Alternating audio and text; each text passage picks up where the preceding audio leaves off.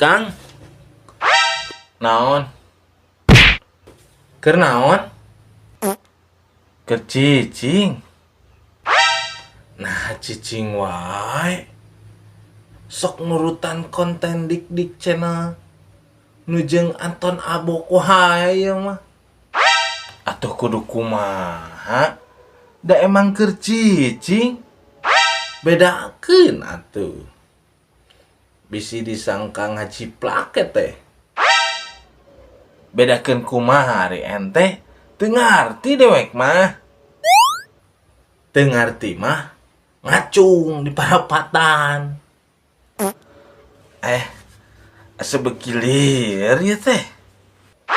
Yeuh Kang, dik channel teh jeung Anton Abok mun openingan teh kitu. Urang mah ulah nurutan, bisi asup hak cipta kete. Atuh berarti kudu kumaha jawabanna mun ditanya keur naon pan geus puguh keur cicing. Atuh naon we misalkeun mah nya mun ditanya teh katingalina ente kuring keur naon tah kitu.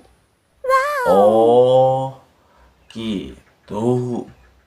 Nyasok atuh balikan deui geura ente nanya.